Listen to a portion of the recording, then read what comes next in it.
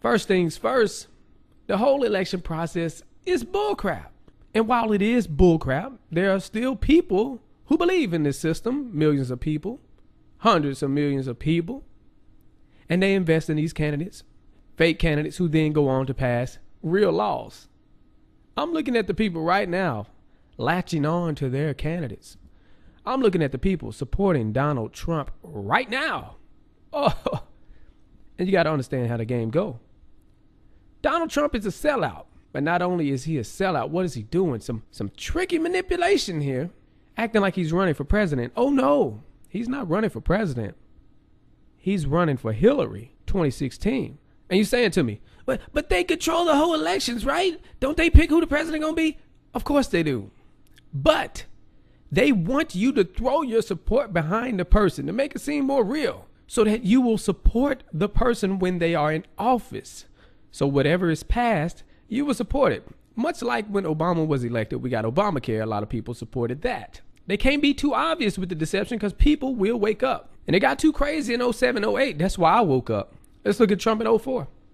I probably identify more as a Democrat. Oh, that's very telling.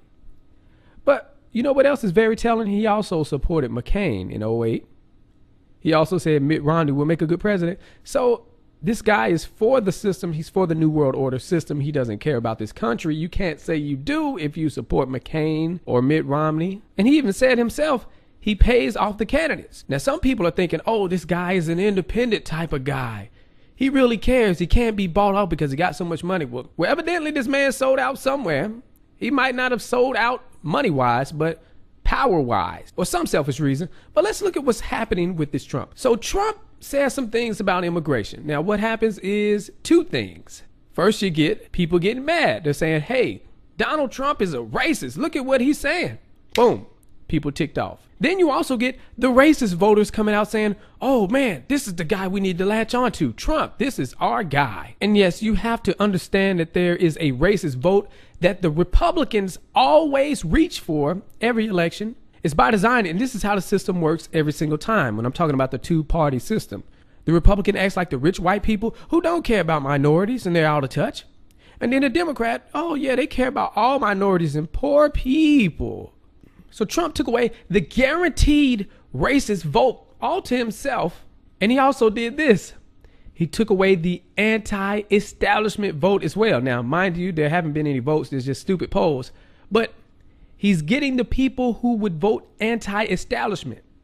They were supposed to be for this guy right here, Rand Paul, and he would have been dominating the airwaves, changing the whole conversation.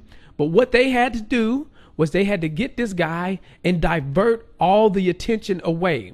Now, Rand Paul is a sellout as well, but they don't want this guy talking about the Federal Reserve because then people are going to be like, what the heck, Federal Reserve? What's going on here? And then you will get people waking up. I always wondered how they would shut this guy down, and Trump is the way they did it. Trump knows exactly what he is doing. He is paving the way for Hillary Clinton. Hillary Clinton cannot beat Rand Paul. The things he says are anti-establishment. And he is the most anti-establishment out of all the candidates running on Democrat and Republican sides. The two major downfalls with Rand is he would run as a 07 Obama saying all the right things, but then when he get in office, he totally for the New World Order. Think I'm lying? Just see his reactions to the fake shootings. He always acts like they are real. Also, the anti-establishment people hearing what he's saying, or the people that will become anti-establishment hearing his campaign, will be siphoned back into believing in the two-party system by becoming Republicans. And that right there is bullcrap. But this is what you get for being a sellout anyways. Back to Trump. Or should I say back to 96. We see Bill Clinton and Mr. Bob Dole. It's the same old cookie cutter bullcrap. Bob Dole playing the rich, white, out of touch person who don't care about minorities. Bill Clinton, at the time, people were calling him the first black president. Bill Clinton's supposed to care about minorities and poor people. Bush and John Kerry. And you say, oh, you skipped over Al Gore. Al Gore was the vice president for Clinton. It's the same thing. We got Bush, the ultimate rich white person who don't care about minorities. I mean, so many people woke up during Bush, and it was so easy.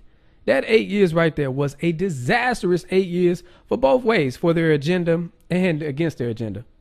But again, Bush, the rich white person who don't care about minorities. Kerry, he's supposed to care about minorities and poor people. Republican, Democrat. Do you see what's happening here? In '08, we get McCain versus Obama. John McCain being the Republican, rich white person who don't care about minorities. Obama being a black person, caring about poor people and minorities. It's the same thing. Democrat versus Republican. And this is one of the more obvious ones right here. 2012 election. Mitt Romney versus Obama. Now, you had Ron Paul running to be a GOP nominee, and he cares about everybody. But no. We got to keep this thing going.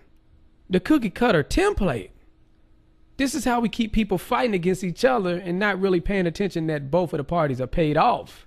See, when things like race and social class is put in the forefront, then people just get stupid because they act off emotion and they don't really pay attention to what's really happening. They don't really pay attention that both are bought and paid for by Wall Street. Again, here we go. Mitt Romney, rich white person who don't care about minorities and poor people. Obama, care about minorities and the poor people. And let's go back here. What the heck is this joker doing right here? Why is his tongue out? So then back to Donald Trump. So when you see him saying things that people can take as racist, that's just part of the plan.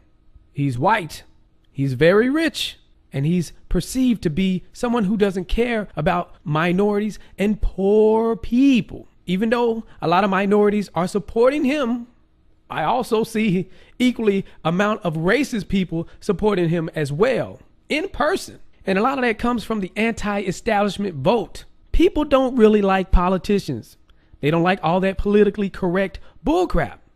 So when they see Donald Trump coming out here talking, saying all these things, they're like, oh, he's just a regular person. That's what people are drawn to. Not actually Donald Trump, because when you look at his track record, it's for the establishment. And the biggest one of all, which if he did become the GOP nominee, he would most likely lose in a landslide. It's stuff like this. 11 sexist Donald Trump sayings that will leave women in disbelief that this man is running for president. Who's running for president? Hillary Clinton. 100% into her favor. So let's close it out. What do we get with Trump? Well, he came on the scene to suppress Rand Paul. He was about to change the national conversation. That's what they like to call it. He also would have been the leading anti-establishment vote. And he would have easily surpassed people like Jeb Bush and Chris Christie, who are the 100% establishment vote. People already know that in their minds. I should say brainwashed minds, because people are being brainwashed to support the establishment. He would have stood out because he's saying something different. Remember, this is the same guy who was the front runner before Trump even came in the picture. Also, Trump plays the role of the rich white person who doesn't care about minorities and poor people, and also fits perfectly like a dang glove for Hillary Clinton with the sexist comments that he makes. Ask me about Donald Trump, I'll tell you he's not running for president. He is running for Hillary 2016. Redsilverj.